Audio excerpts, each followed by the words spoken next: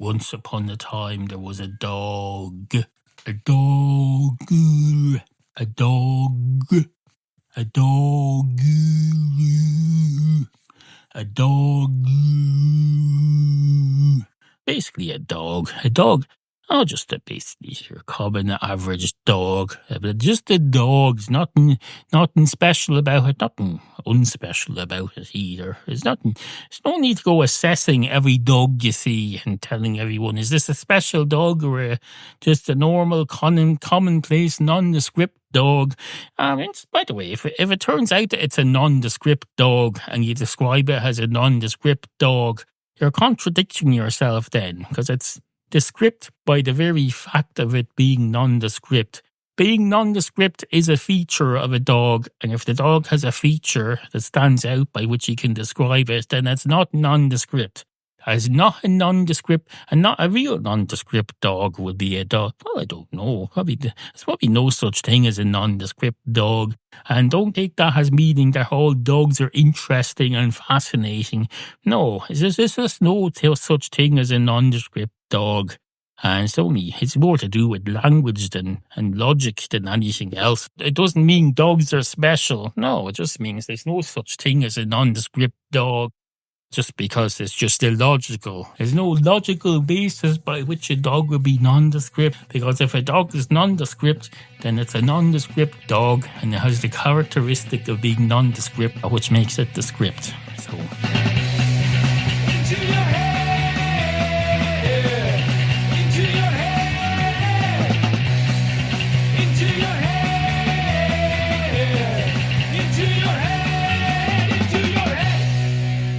Two dogs walk into a bar. One of the dogs goes straight up to the bar counter and says, "Hello, can I have a pint of your finest dog food, please?" And the man behind the bar says, "Certainly, sir. Will Guinness do?" And the dog says, I don't know what dog food is. What even is dog food? It's just some stuff that comes in a bag or a can and you pour it onto a bowl. Can you do that with Guinness? Can you get Guinness in a bag or a can and pour it onto a bowl? And the man behind the bar says, well, you can get it in a can, but this is a pub and we have draft Guinness. So why would you want to have a can when we have draft Guinness here? And the dog says, well, I don't know, maybe for convenience. Maybe I want to bring some home with me. And the barman says, oh, I'm afraid not. We're not licensed to sell takeout Guinness here. We're only licensed to sell it for consumption on the premises. And the dog says, that's fine. I was only looking for some dog food. I wasn't looking for Guinness in the first place. I'm a dog. I don't need to drink Guinness to be drunk as a dog because I'm already a dog. And the barman says, well, hold on now, though. You may already be a dog. If that doesn't mean you're drunk as a dog automatically. It just means you're a dog. People say drunk. Do they even say drunk as a dog? I don't know. They say sick as a dog. Maybe you're confused. Are you thinking of the term sick as a dog? And the dog says, oh, maybe I am. I thought there was a term drunk as a dog that people use. And I thought maybe you were thinking, if I just have non-alcoholic beverage here, I'll somehow be still the equivalent of drunk as a dog just by being a dog, despite having had no alcohol. And that's not really how it works. At least I don't think it is. But we're getting ahead of ourselves here. I have to line my stomach first. Drunk as a dog or no drunk as a dog. I need to have some dog food first. So can I have a pint of your finest dog food, please? The man behind the bar says, certainly, sir. Would you like a little dram of whiskey? Because I heard that's quite good. And the dog says, sir, what in the name of Christ is wrong with you? He went, would you like a dram of whiskey? I heard that's good. That's not something a bar. When does a barman say something like that? And the man behind the bar says, that's a good point. I suppose, in answer to your question, when would a barman say something like that?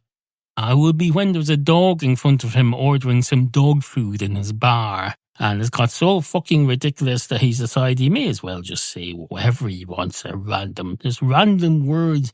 He may as well say purple dishwasher, monkey nut cat, a monkey turnip cat, face screen or something.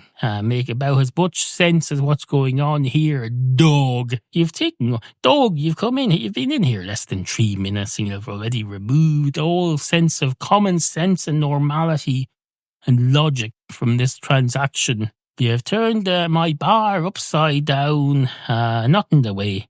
I don't mean by running around like a bull in a china shop, or whatever the doggy equivalent of a bull in a china shop is. No, you've managed to turn this place upside down metaphorically just by sitting here ordering a bowl of dog food. Which I suppose is quite an achievement. It's quite an achievement. I just don't know what to do with it in terms of making a segment on a podcast. Don't think it's going to be of any use, really, to be perfectly honest. Don't think it's going to be of any use unless it goes somewhere after this.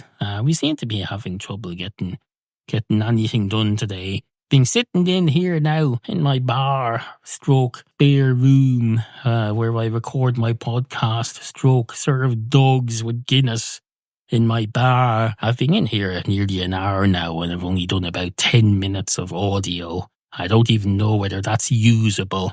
You seem to be having trouble getting going today. Maybe you can help with that, dog. You're a dog. Dogs like helping people. I've seen Lassie and the Littlest Hobo as well. The Littlest Hobo, that's that dog. Do you know what the Littlest Hobo is, dog? The Littlest Hobo, I should explain, not for you, because you're a dog. I don't need to explain things for a dog. But I'll explain it for the listeners who've never seen The Littlest Hobo. The Littlest Hobo was a children's television series about a dog who went around helping people. It was a homeless dog, and every week you would turn up in some new town and help someone with something. And then be that little song that goes, there's a dog walking up down the street and something, maybe tomorrow I'll try and settle down. Until tomorrow, I'll just keep moving on. That's what the Littlest Hobo is. There was Lassie as well, which would be considered the superior dog assistance program, but I don't know how well known it is worldwide. Lassie was an Australian dog thing. It was a bit like Flipper, except they had a dog instead of whatever Flipper was. Flipper was a dolphin or a sea lion or something. And then there was Skippy. Skippy was a kangaroo, and then wait, was Lassie Australian? I'm not sure now. Maybe you're confusing Lassie with the kangaroo. Possibly not. But no, I think the Littlest Hobo would be more well known internationally. So we'll go with the Littlest Hobo. I don't know why he was called the Littlest Hobo. That seems a bit. Maybe he was a bigger. Maybe they mean he was littlest as in like racist, but against little people. So the dog was prejudiced against little people, and for some reason he put that in his title. He'd go around saying, hello, I'm the Littlest Hobo. I'm trying to be considerate now, so I'm saying up front that I'm littlest. So anyone who's little, you should avoid me unless you're okay with being offended. And I don't even want to offend you. It's like I'm waving. It's like when you're a leper in the biblical times and they make you go around with waving a flag in front of you and ringing a bell saying, unclean, unclean. Well, I'm a bigot. I'm an anti-little people bigot, and I'm a hobo. So I go around ringing a bell and saying, I'm littlest. If you're a little, you want to stay away from me unless you want me to say extremely insulting littlest stuff. I can't help you understand. It's like a disease I have. I'm a bigot. But I'm the littlest hobo, so I also have other strings to my bow, luckily, in that I help people in different towns every week, so that's why I get away with it. People in various towns decide, he's only going to be in the town for one episode, and if his record is anything to go by, he's going to help someone out of some situation during the next 50 minutes minus commercials. So we'll put up with his littlest isms for now, and we'll just make him ring a bell saying, I'm littlest, as he goes on to the next town. Of course, a dog isn't going to just ring a bell. Because how does a dog ring a bell? Well, I'm not saying a dog can't ring a bell. If a dog is holding a bell in its mouth and ringing it after every few feet walks. That's not going to be, the dog's not going to be I'm not explaining this very well. If you tell a dog that he needs to ring a bell every minute or two as it progresses along its route, you can't just say, ring it now and then stop ringing it and then just carry the bell for a couple more minutes and then ring it again. No, the bell's going to get moved. Unless you know a dog who's done one of those courses where they teach you how to balance a book on your head, like they used to do when they were teaching women how to be posh people. And I don't know, I think people in palaces or something, they teach you how to balance a book on your head, and that's for good posture. Well, if they could teach a dog like the Littlest Hobo how to hold a bell between rings and while walking, hold the bell in its mouth and have it not ring until it needs to actively ring it, and then it could ring the bell every couple of minutes. But no, that's not possible. So the dog is just going to be ringing the bell by default all the time. And if you're ringing a bell by default all the time, then it just melts into the background. The whole point of a bell or any instrument or sound is to distinguish it from the silence. So you have a bit of silence, and then you have bell ringing, and then a bit more silence, and then you go, oh, someone just rang a bell. If he's ringing the bell continuously because it just rattles because he's carrying it in his mouth, then you're just going to go, oh, there's a continuous bell sound by default associated with that dog.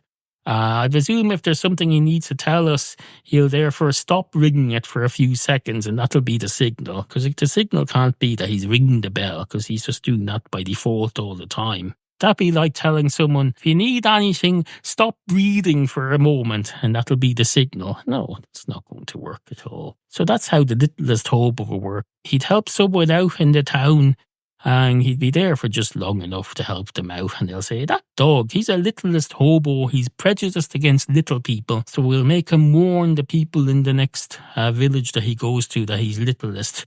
We'll make him have a song, and if he can't perform the song, we'll give him a name. We'll put a name on his collar. It'll say Littlest Hobo. And then maybe when they press a button on we put a little message on his collar, and we'll press he might be going to some village where people can't read, so we'll put a recorded message that gets triggered when someone presses his collar, and it'll say, attention, this dog is littlest. He's as littlest as be damned.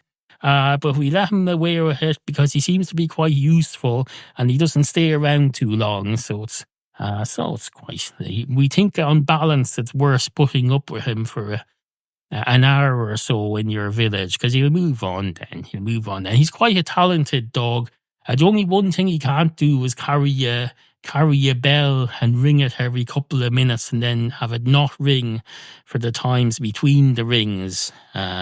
So that's how a bell isn't really going to work for him. So if it turns out that you're a town that has a lot of leprosy in it and the dog is likely to get leprosy, when you're sending him on to the next town, come up with something better than ringing a bell and shouting unclean, because that's not going to work for the dog. Because as I say, you can't ring a bell, if you can't not ring a bell between the bell ringings thing. That bell isn't going to work. You can't be just having the bell ringing continuously, because that's the same as being silent continuously. It doesn't work as a signal. That's like if you had a lighthouse and you just left the light on and it wasn't flashing at all. You just had the light on and just shining all over the place in every direction all at once. No, that's not a lighthouse at all. That's just basically the sun, but not as powerful or useful. It's probably using up a lot more power than the sun as well. I know the sun uses up more power than anything else in the galaxy, but it's not power that we have to generate. It's getting the power free from wherever the sun is. What's the sun made of?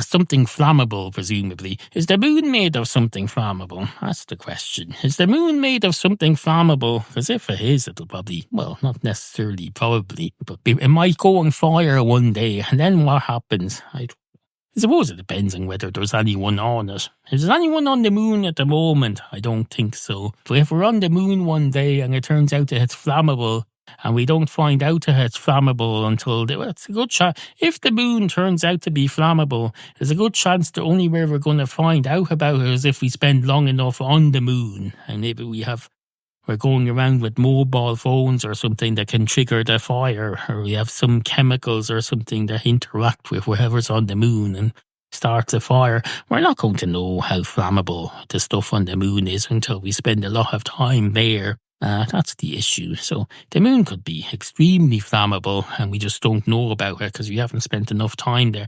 Last time we went up to the moon, we had a couple of men going around in these, they're wrapped up in these bubbles wrapped around their heads, these suits and bubbles.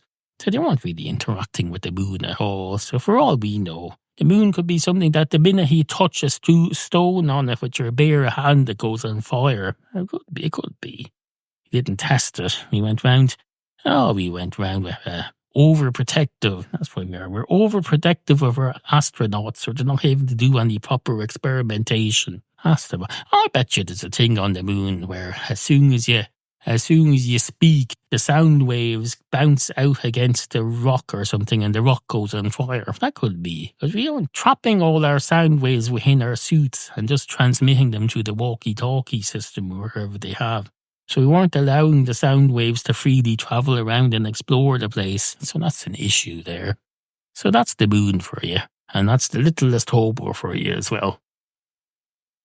Basically, the moon is on fire and the littlest hobo is a littlest cunt, but doesn't have leprosy. Into your head. We've a lot to get on with today. Items that need to be attended to. Issues that need to be addressed. Topics. Topics. We've got lots and lots of topics. We're positively booming to the scenes with topics. We've got topics coming out of where's my harmonica? I don't know where my harmonica is. Don't panic, it doesn't mean it's lost. Doesn't mean it's lost. If I say I don't know where the sky is, that doesn't mean the sky is falling in. It just means I don't know where the sky is at this particular moment. I haven't conducted a search for it. I haven't even looked out the window. It's not reasonable to expect to be able to see it when I'm shut in this dungeon of a spare room with my back to the window and the curtains half closed, nothing in my view except the door of a toilet. No, you can't expect me to see the sky from here. But equally, you can't expect me to reasonably declare that the sky is missing just because I can't see it from my current vantage point. It's fairly likely that the sky is there where it always is. Now, it's also very likely that it's not visible even from outside the house, because in this country the sky is often not visible from outside of your house. It's often obscured, not by darkness, it's obscured by clouds and stuff. Whatever else goes around in the sky. Whereas the sky here is covered, the sky isn't covered in clouds, because the clouds are under the sky. The sky isn't covered in anything. If you think of the sky as a roof, there's nothing on top of the roof. So it's as if you're in a greenhouse. The clouds are underneath the roof of the greenhouse, obscuring the roof, which is the sky, but that doesn't mean the roof is covered in clouds. No, because the clouds are underneath it. So if anything, the sky is covering the clouds. It's obscuring.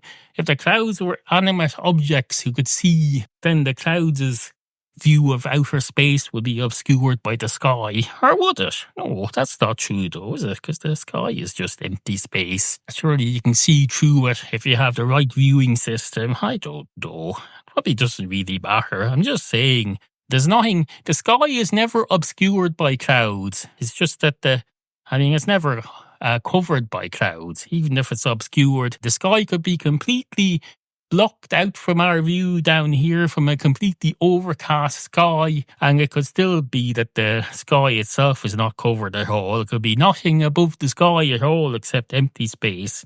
The sky is probably wondering what all the fuss is about. The sky is going, oh, they're saying I'm obscured. They're saying the sky is obscured because of clouds or some crap. But as far as I can see, no, it's not. I'm not obscured at all. I'm perfectly happy up here. There's nothing above me except empty space. Admittedly, it's a bit hard to see at night, but there's nothing to see. It's just empty space. Millions and millions and millions of miles. If you were to keep going for a few million miles after you go up above the clouds, after you emerge from above the clouds, and then go up through the sky and go up and up and up and up and up and up and up. You could go for billions of miles and still not encounter anything, unless you happen to point yourself at the nearest planet And even then, it'd be 100 million miles or something. It's a long way. Things are a long way away once you get up outside of the sky. The last thing that's going to be on your mind, I can tell you, when you're flying through space is whether the sky's obscured by clouds looking from underneath. Because you're not looking at it from underneath anymore. You're looking at it from overneath. You're looking at it from overneath.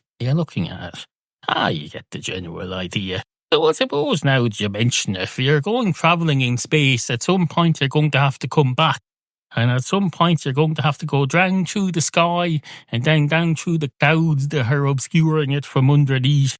And at that point you're going to think, do you want a clear, cloudless spot to land in? Because I'm probably going to drop. I'm probably going to be in some little metal tin can thing that's got a parachute attached to it. And it's probably going to land in the sea or something. And I'm going to want to be found. So I better be damn sure to Christ as hell that they can find me. But even then, the clouds wouldn't matter then. Unless the clouds are covering the whole sea from the ground up, from the surface of the water right up to space. And you would have to be all filled with cloud. The only place the cloud is obscuring the view of you from is from above the cloud. So if they're trying to spot you from above the clouds, maybe be using a satellite. That's the irony of it. When you go up in space, you travel all the way to the moon, and then you travel all the way back, and then you land in your parachute in the middle of the sea.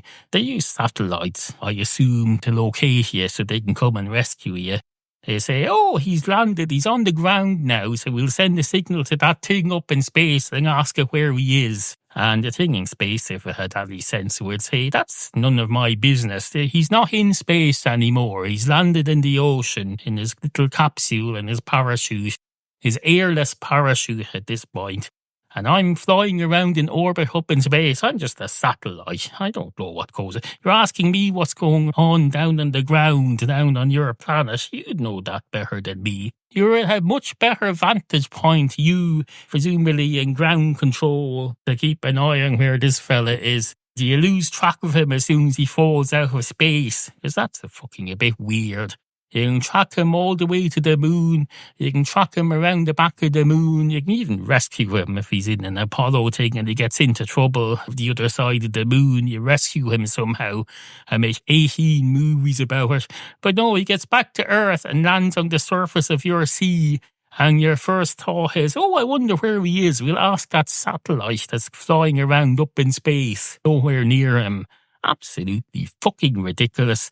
That's like if everything that you sent up into space was just a mirror pointed back at Earth. Now, that would be useful if you sent a mirror far enough out into space and you pointed it back at Earth, and then you looked into the mirror from here, from the ground. Then you might get a look at the Earth during the dinosaur era. You might be able to see some live dinosaurs in the mirror. Perhaps that would be useful. But no, apart from that, no.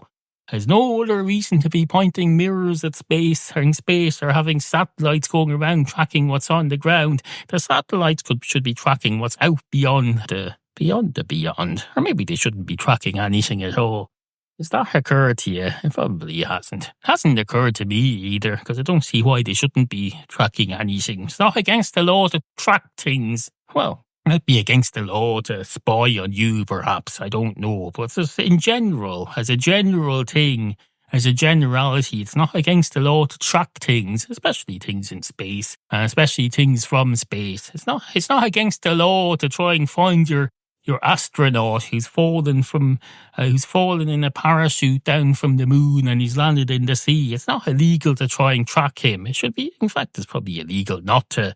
Especially if you're NASA, if he's your employee and he's come back from a business trip that involves landing in the sea with a dinghy and a floating thing and a parachute, and you don't go try and find him where he is and rescue him from the sea, then he could probably bring you to an employee trade union, some sort of thing, and get you in trouble. He could bring you up in front of an employer disciplinary censorship board and say, these people, they sent me off on this business trip. They looked after me all the way. We had a bit of trouble when we were going round the moon. We tried to do a slingshot around the moon and there was some problem, but we got out of it.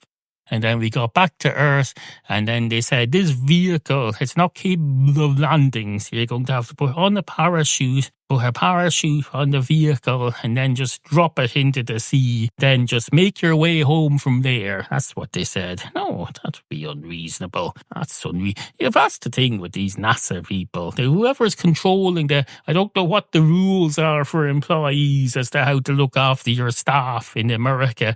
For apparently you can send them all the way up in space in a thing that's likely to burn up on its way out of the atmosphere and on its way into the atmosphere, and that's all perfectly fine. But if you land them in the sea and then you don't come and get them, that's the problem. You say, oh no, he can't make his way home from a fucking thing in the middle of the Pacific. He can find his way home from the moon to Earth, where there aren't even any signs. There isn't even a system of navigation up in space. There's no satellites to track you or anything. But no, you plop them down in the sea and you leave them there, and then you're going to be in awful trouble. I think it's because I don't know what I'm getting at here, but suffice to say, no. Suffice to say, it's not okay to just leave him floating in the sea. Not that anyone was planning to, or maybe they were. I don't know. I presume at one point they were going to leave the Apollo people hanging around the moon in the broken down vessel. If they couldn't fix it, they would have had to leave them there. It's like that fella. There was this fella on, what is it called? Air crash investigations. There was some famous American golfer whose name I don't know, but who's apparently famous. Something went wrong with his private jet and they couldn't figure out why he wasn't landing, so they went up and they sent a fighter jet up to look at his private jet, and the windows were all fogged up and the plane was going on autopilot, so they just followed it until it crashed. They said, there's nothing we can do about this fella. His windows are all fogged up, so we assume he can't breathe. Maybe there's no air in there, or maybe he's just lost. I don't know. We're just going to follow him. And the air crash investigator said, oh, this is the first time in the history of my job that I've been able to arrive at the air crash scene before the crash has happened. Isn't it absolutely fantastic? Oh, he thought that was hilarious. He didn't express it like that. He didn't say, I think that's hilarious. And he didn't say, ho, ho, ho at the end of it. Although maybe he did and they edited it out for the programme. If you're going to say that, you better make damn sure that Christ has held that whoever's editing the programme is on your side and they're not going to use it against you. If you're going to put in a little ho, ho, ho after you talk about the plane crash that you're supposed to be investigating, you better be 100% confident that whoever is producing that programme is prepared to edit out your ho, ho, ho, and that they're not some sort of tabloid scum journalist who's going to quote you on every little sound you make, regardless of whether they think you're serious or not. You better be damn sure to hell as Christ is that. And if you're that sure of everything, then why in the name of Christ did you not save your man before he crashed? You were at the scene before he crashed. Why didn't you stop him? You always go on about how your air crash investigation system is all about preventing crashes. He didn't prevent that crash at all. He just watched your man flying into his death. Flying in a straight line until he ran out of fuel and then he just plummeted somewhere. Absolutely fucking ridiculous. That's the most ridiculous programme on the planet, air crash investigation. Yeah, the fella on once. This wasn't on air crash investigation. It was on a documentary made in the same style though. You got an old plane and the investigator says, I want to crash this plane on purpose in a valley somewhere just to see what happens when it crashes. So he got himself a parachute and he got into the pilot's cab and he flew this big 737 jet or something. And then when they got to the valley, he went out through the back door and through the cargo and jumped out of the plane. And then they watched the plane crash just for fun, just to see if they could figure anything out from crashing an old plane, to see what happens when plane crashes. Get a bird's eye view of a plane crashing. Absolutely fucking ridiculous. Fucking ridiculous. And of course then they were wondering after that why the total number of plane crashes that year went up by one instead of down by several, which you would certainly hope would happen when you successfully investigate a crash by crashing a jet. Maybe they didn't count that plane as a crash because they did it on purpose and it was empty. So then when they improved their rates by saving 1 or 2 crashes a year, then they had a net decrease in crashes. I don't know. How do you How do you measure whether you've prevented crashes? Do you go around counting how many shitty pilots there were and how many shitty planes and ask them how many times would you normally expect to crash on a year like this? And have you crashed less times or more times than you would expect to in a normal year? Because you want a customer satisfaction survey when you're doing a job as valuable as that. Otherwise, what's the point? If you can't measure whether you're having an effect, what's the bloody point? If you're a fireman and you can't find out how many lives you've saved, then you might as well just say, I just do nothing then. If the net effect is, what does that even mean? I don't know. I've left a bit late in the day today to record, so my caffeine is wearing off. I don't know if it's obvious. Maybe it is. Anyway, on with the show. Have a comment, question, or topic request? Email Neal anytime. studio@IntoYourHead.ie. Remember, we value the opinions of you, the humble and ignorant listener.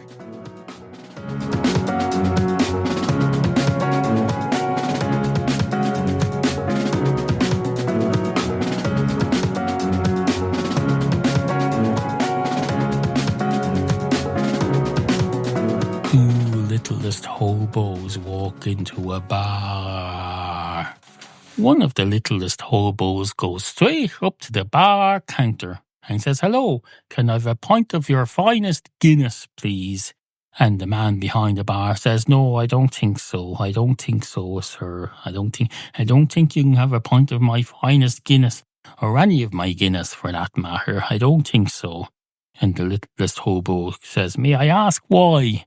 And the man behind the bar says, "I think we all know why, sir. I think we all know why. You're the littlest hobo, and I'm a little person. I'm a little barman in here, just a little barman in here trying to run a bar. I've been warned about you. Well, I say I've been warned. You warned me about you by carrying the name Littlest Hobo, so I know straight up front what your motivation is. You're littlest.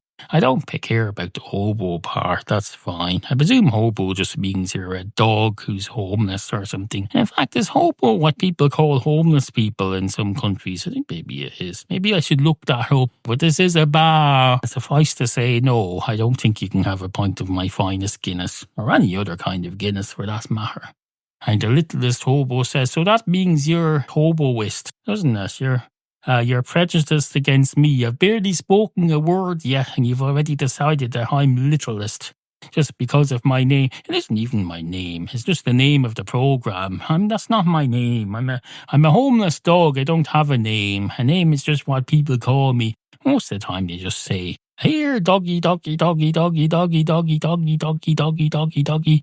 Nobody knows my name. It's really weird that people even know that I'm the littlest hobo. Now, how does that work exactly? Because I go from town to town and somehow I'm known as the littlest hobo. Do people go, "Oh, I must look up. I don't know what type of dog that is. I'll take a photograph of it and then I'll do an image search on Google on my phone and it'll turn up and it'll say, that's the littlest hobo. That's what that is." And they just assume, apparently they just assume that if they says littlest hobo, that means I'm anti-little people. If I said racist hobo, would you assume that it meant I was against black people? You probably would. Not occurring to you that maybe I'm a black dog and I'm racist against white people. And the man behind the bar says, "Sir, what in the name of Christ? What in the name of Jesus Christ are you going?" This made a lot more sense in that previous segment that you accidentally deleted. And the dog says, I know that. It's very hard to do the same thing all over again from scratch and reproduce it. And that's not really how this program works. This program is supposed to be original thoughts on the fly. And the man behind the bar says, "Oh, the fly, is it? You're on about flies now, is it? You've some issue with flies. I suppose they're even smaller than me, so you have a huge problem with flies, the fact that they're small. You think, oh, that's a tiny little fly. You're probably scared. To be fair, there's a lot to be afraid of in something the size of a fly. It could fly up your nose and you're never quite sure whether you've inhaled a fly or not. And you're thinking for the rest of the night, should I pick my nose and see if it comes out? Or should I pick my nose and just not look at what comes out and just hope that if there's a fly up there, it's come out? That's what you're thinking. And then the littlest hobo will say, oh, you're showing your true colours now there. You're accusing me of being littlest because you think I'm prejudiced against you, a small barman. But now you're going on about how you're even more littlest than me because you're against tiny little flies that are much smaller. And the barman says, that doesn't make me more littlest than you. If anything, it makes you more littlest than me. Because if you have a problem with something my size, but you don't have a problem with flies, but I have a problem with flies, but I'm fine with something your size, that means I'm only prejudiced against the very, very, very, very small stuff. You're prejudiced against stuff that, like me, that's not even on the way to being as small as a fly. I'm just a smaller than average person, and you have a problem with me. You're a littlest against me. But then you're trying to accuse me of being littlest just because I have a problem with a fly that's small enough to get up my nose. No, I'm far less littlest than you. I'm fine with anything that's bigger than a fly. You're against anything that's my size or smaller. Christ almighty, you've got your fucking... I think this guy, you go around from town to town here now, you get all this praise because of all your, whatever you do. I don't know what it is you do. Do you help people or something? Is that it? And the littlest hobo says, wait a minute now, hold on a minute. Did we start this segment with oh no, we did. I'm trying to remember. Am I supposed to be the littlest hobo in the bar? Because if I wasn't, then this wouldn't make sense. Well, it does make sense, that's why. So you can delete this part of the thing where I'm trying to remember whether this was a littlest hobo walks into a bar story. Because it was. So we can continue on from here. Edit. This is an edit point. Edit. And the man behind the bar says, sir, I think you're thinking too much about your television program. If you're worrying about where you're going to edit everything, Jesus Christ. Well, yeah, relax. You're like one of those travel programs where they go around and you think everything they do has to be about making their documentary. You go, oh, there's that dog. And the dog goes, what do you mean they'll go, but there's that dog. And the barman says, I don't know. I think I'm fucking this segment up. That's what I think. And the littlest hobo says, well, if you're fucking this segment up, then you're fucking my whole series up.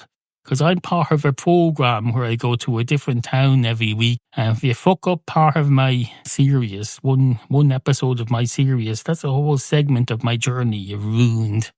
So I'm probably off course for the next several episodes then. I've probably got people chasing me thinking I've got leprosy or something because I ring my bell. And then and the man behind the bar says, have you been ringing your bell, sir?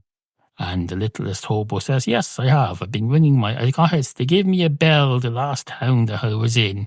I said, I'm not sure about this, but I'll humour them. I'll give it a try. So I put the bell around my neck and started walking. And I said, I'll ring my bell every minute or two. And I noticed that the bell was rattling just as I walked along. The bell was just ringing all the time. So having a bell ringing all the time is of no value at all. You might as well have no bell at all. It's like if you have a car with a horn on it, but the horn is stuck, so it's stuck on beeping. So you're just going beep, beep, beep, beep, beep, non-stop 24/7. That's not going to get you anywhere. And the man behind the bar says, that's true. Anyway, would you like a pint of my finest Guinness? Forget whether you'd already asked for one and I denied you because you're the littlest hobo. I'm beginning to think there's more to you than the littlest thing at the moment, so I'm going to try and keep an open mind, which is more than you do to me. And the littlest hobo says, well, at least I'm not prejudiced against a fly that gets stuck up your nose. I mean, Jesus Christ, if a cat got stuck up your arse by accident because you sat in it, will you decide you have some problem with cats then? That's fucking ridiculous. You're blaming the victim. That's victim shaming is what you're doing there. If you inhale a fly, you're the problem, not the fly. The problem is the fly was here millions and millions and millions of years before you. A fly is happily flying around in a space that you've managed to build a bar around, and you've enclosed it in this space without even consulting the fly. This was the fly's property long before we humans ever existed. It was open spaces, and you built what's that Billy Joel song? Hold on a minute, that's what it reminds me about. Because the flies are the equivalent of the narrator in that Billy Joel song, No Man's Land. It goes something like, Who remembers when it all began? Out here in no man's land. It's not a very well-known song, but suffice to say it's about what the suburbs were like before anything got built in them, before they brought in all their cinemas and shopping centres and things, and before they brought in the pubs where they build a pub building around a space that would normally be full of flies that can fly freely around. And you just built your bar around it. And the Billy Joel song goes something like, how does it go? Well, the lyrics don't really matter that much. Suffice to say, he says, who remembers when it all began? Out here in no man's land, before they launched their marching plans. Out here and then there's stuff about, now we're going to get the close circuit. Now we're going to get the prime time. Now we're going to get the sports franchise. Everybody's all excited about it. And the man behind the bar says, that's fucking ridiculous. You're trying to bring a Billy Joel song, trying to fashion a Billy Joel song into some narrative about how I've taken over the spare empty spaces from some fly that was born about 3 minutes ago and has no memory of what this place was like before the bar was built. As far as the fly is concerned, the bar is the universe. He's probably spent half of his 3-minute life trying to figure out if there's anything outside of the known universe, and the known universe to him is just this bar top here. Well, there is nothing outside of this known universe, fly. But if you want to find out properly, go and have a sniff of this alcohol-soaked cloth. I'll swat you with, or maybe I'll swat you with a newspaper. That's the traditional way to deal with a fly. You get a newspaper and you smash it up on the fly's head. Except you're not really smashing it against the fly's head, as you can't just hit. There's no way you can hit a fly on the head.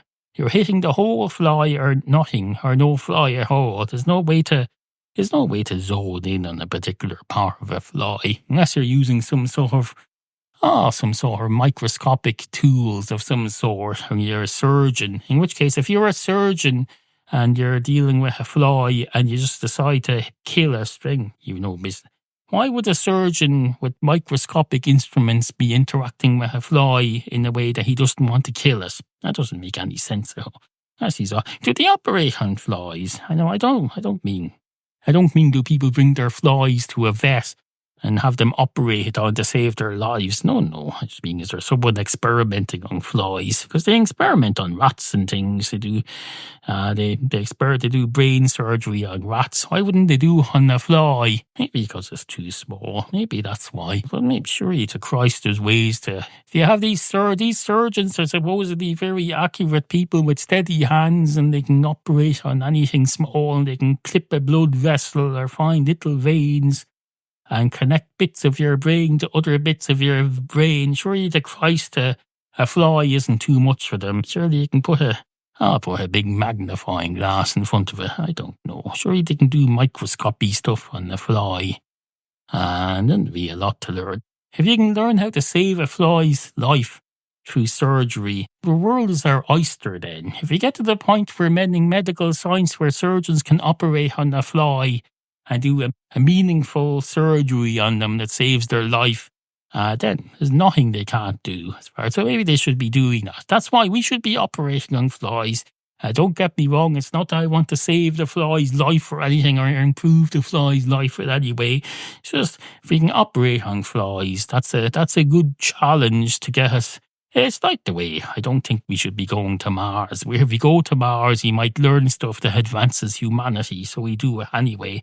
I don't think we should be saving flies' lives, where if you perform surgery on flies with a view to seeing if their lives can be saved, and that'll help us progress medical science. I suppose so.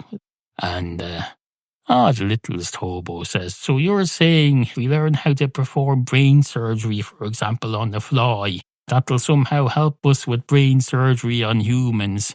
And the man behind the bar says, well, when you put it like that, it sounds a bit silly. I think it's a lot more. If there was a choice between hitting a fly over the head with a with implements such as a rolled up newspaper, which you can't really do accurately because you're hitting the whole fly. If you're hitting a fly with a newspaper and you say, "Oh, I slapped that fly on the head and knocked it out good," you're kidding yourself. You're lying to yourself. You didn't smack that fly in the head. You just smacked the whole fly.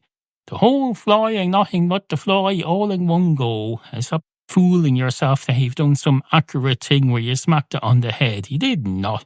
You smacked the whole fly. You don't even know how the fly dies when you do that. You could be hitting it on the balls of its feet and making its legs disappear up into its legal cavity. So basically squashing the legs up into the fly. It's like if someone came along and smacked the joint newspaper into you, but you're so small and they're so big and the newspaper's so big that they don't know what part of you they're hitting with. They could be hitting you on the top of the head. They might get lucky and hit you on the top of the head and that'll knock you out. But they also might, for all they know, they could be hitting you on the balls of your feet, and they could be pushing your feet with such pressure that your legs go up inside your torso and you die that way. Or they could be hitting you on the back, and then they could be making you bend so far that your chest goes out that way and the rest of your body goes the other way, and they basically bend you to death. They have no idea what way they're killing you.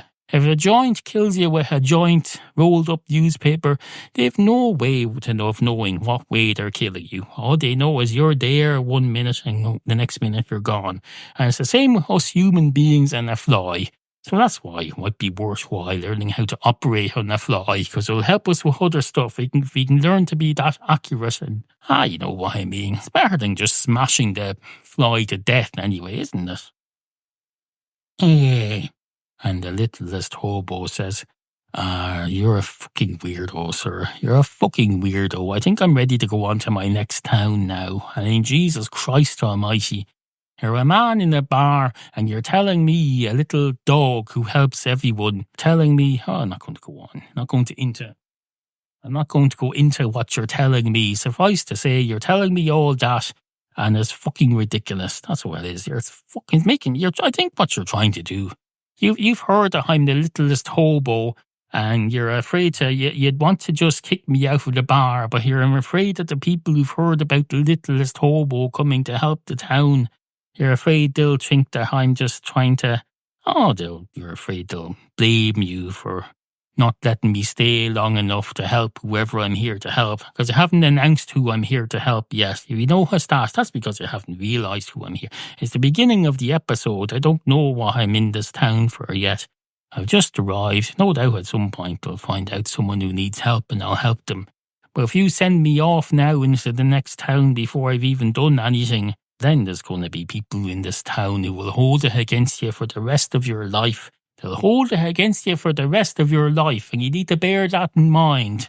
And they're prepared to let me stay for the hour because they know I'm littlest, but they've made a calculation where they say that hobo who's against little people, he's also quite good at helping people. So we'll put up with his littlism for an hour or so. We'll keep him away from little people and warn them not to go near him because he's a cunt. But he serves a purpose, so we'll let him stay for a day or two in the town until he helps someone. And then you go off into the next episode.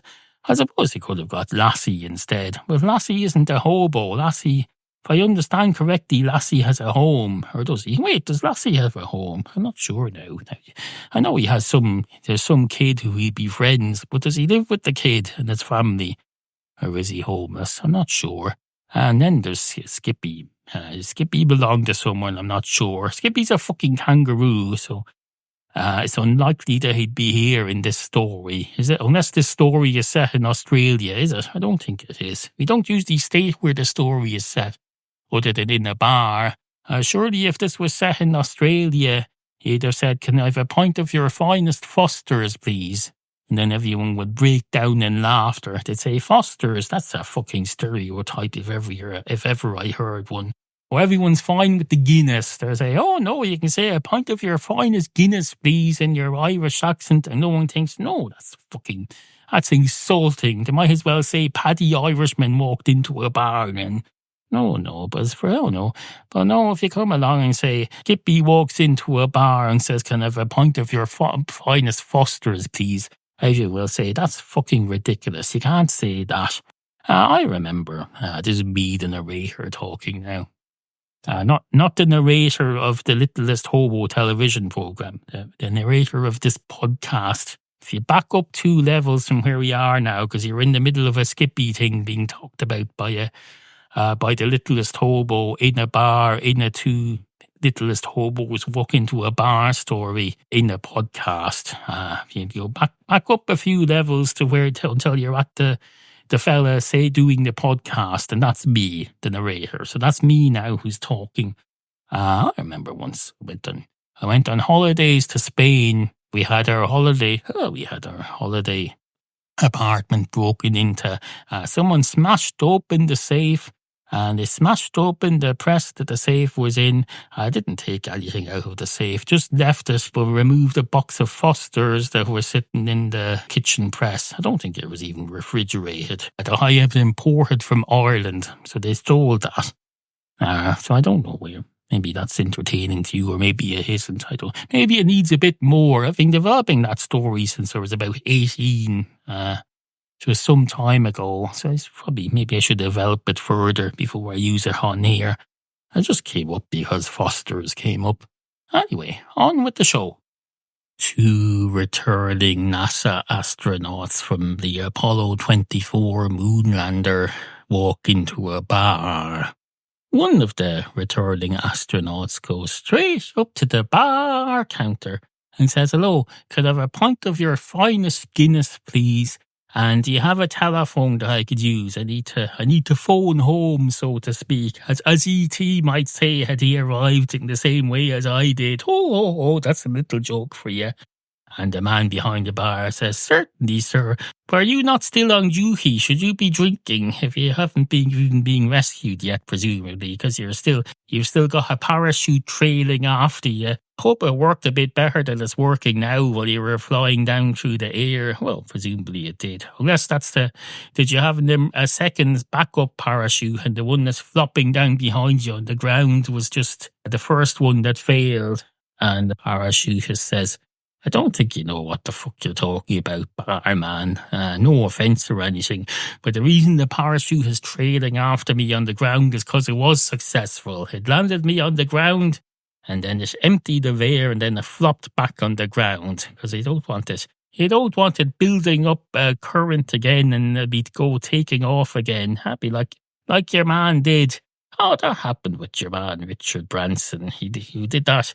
He did that flying across on a balloon across the Atlantic thing, and then he was running out of steam over Northern Ireland, and he got out in his parachute, and he landed on the ground. He got right down to the ground. He landed on some farmer's ground in Northern Ireland, but then he took off again in the parachute, ended up flying back up into the air again. Oh no, that was the balloon, not the parachute, but still. The whole point of a parachute is it needs to empty out when you get to the ground so you don't take off again. You don't want to be taking off in a parachute. It's very difficult to control. You could end up somewhere else, and then you don't know where you are. That's why I've always wondered about these parachutes, barman. How do people know where they're going to land?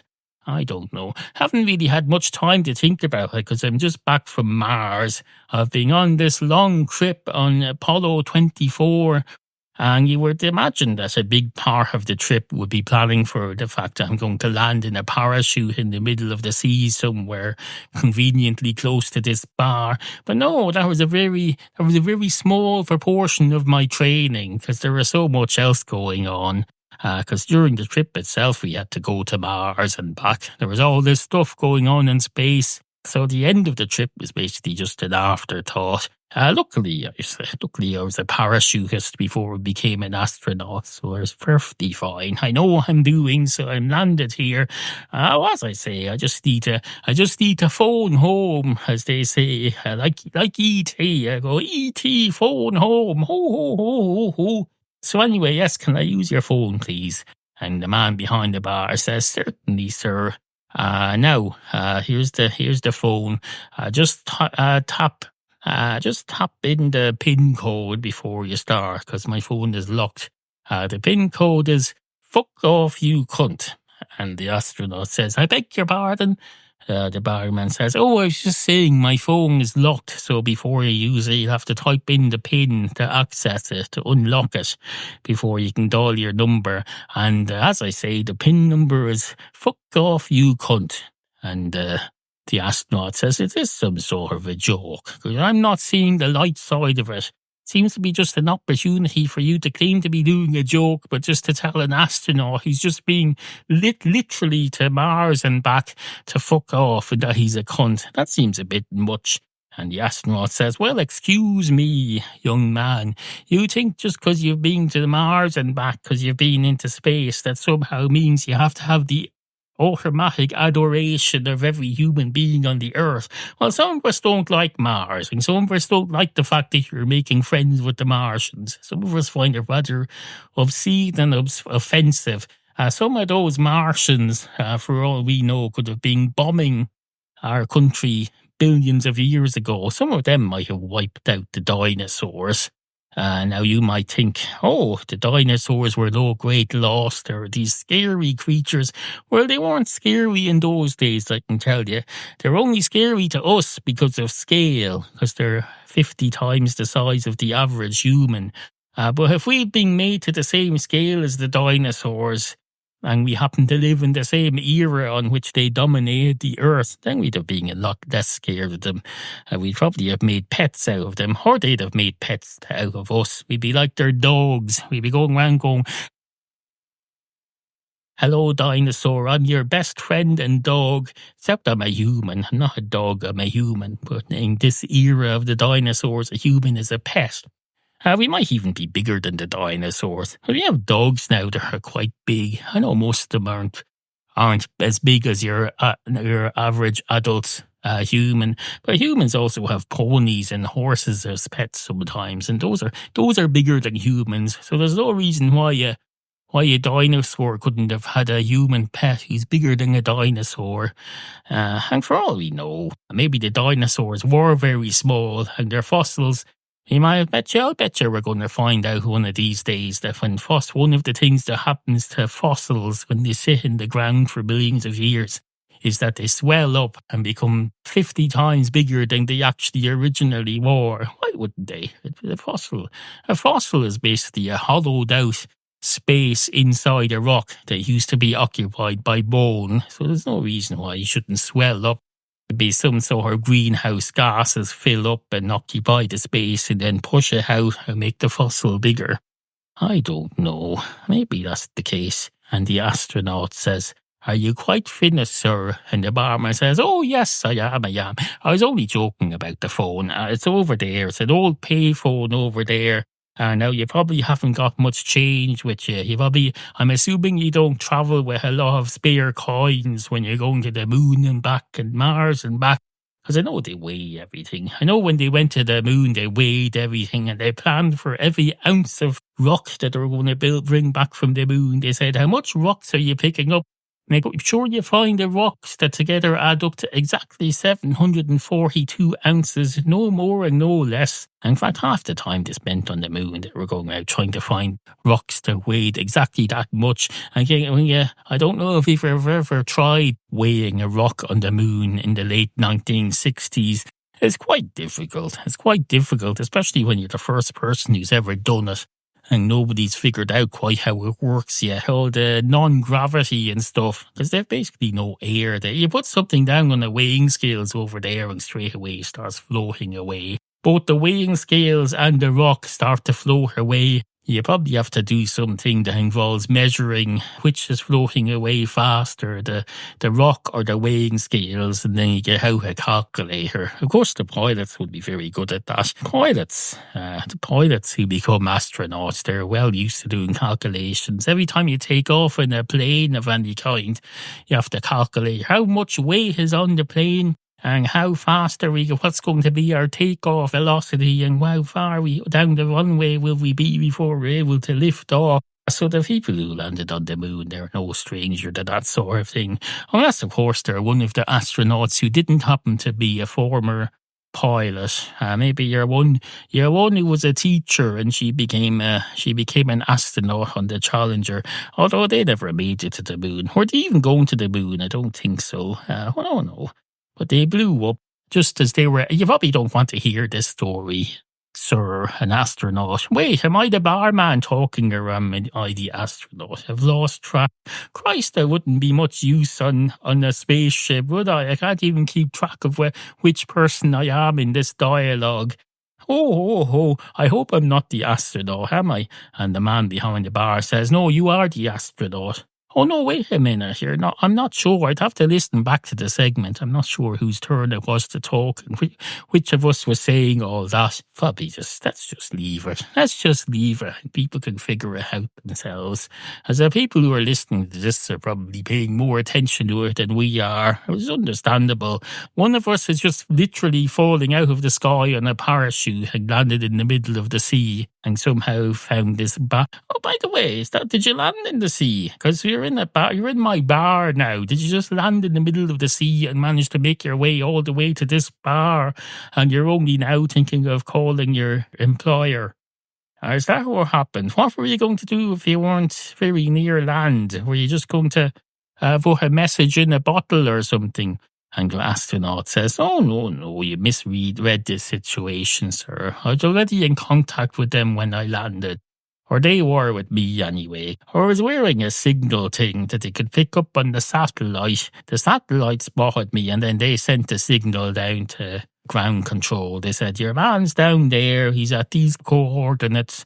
And they sent a message back to me via the satellite saying, that's fine, make your own way to the nearest town. Use that little dinghy you've got. It'll help build up your muscles again, because you've been away for several weeks in zero gravity, and your muscles are basically, they haven't been in use at all. And when that happens, your muscles are completely useless. The only way to get them working again is by exercise. So they said, row your little dinghy there until you get to the coastline and then ring us from a nearby bar. So I said, that's fine, I'll do that. It took me a while to get going, I can tell you. Luckily, the sea and the water in the sea is quite buoyant. So I was able to just float for a while as I figured out how to get my hands working again. And then eventually I was able to swim. And I got stronger and stronger as a swimmer.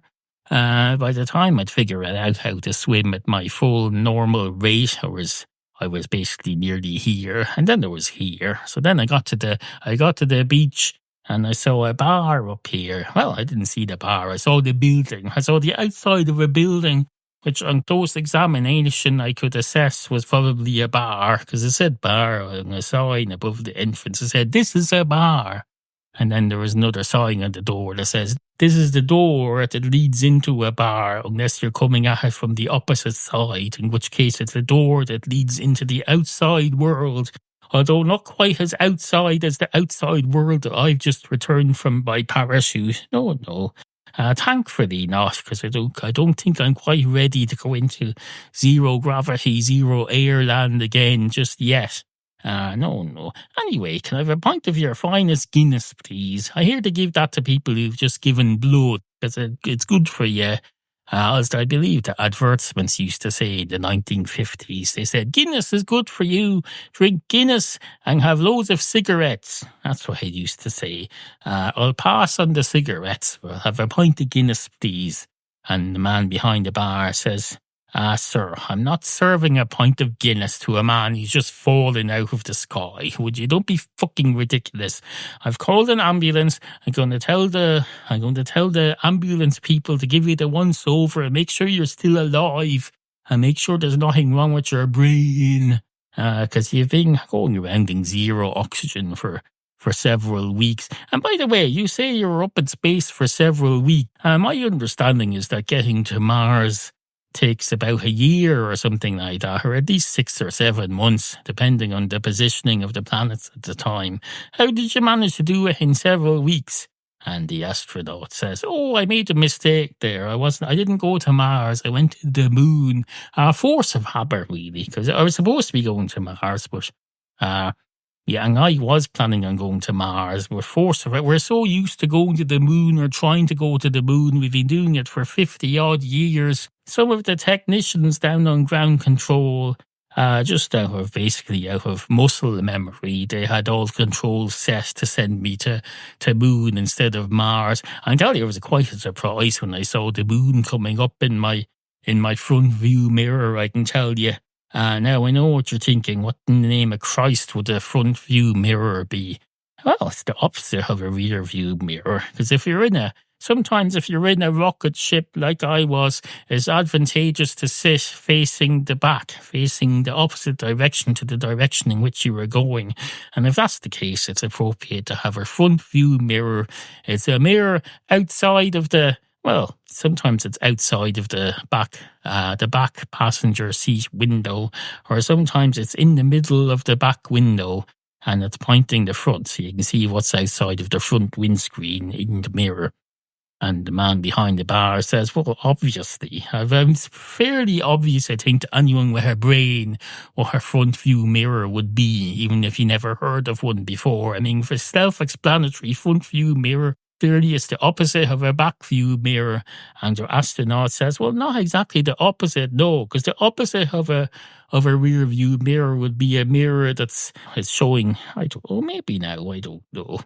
Because there's different ways of doing opposites, you see. It's the opposite of a front view mirror. It could be showing me a view of the back, but it could be showing you. Could be showing an image of you to whoever's outside at the front of the car. Oh no, I don't know. Maybe I'm overthinking it. And the man behind the bar says, indeed you are. Anyway, good morning.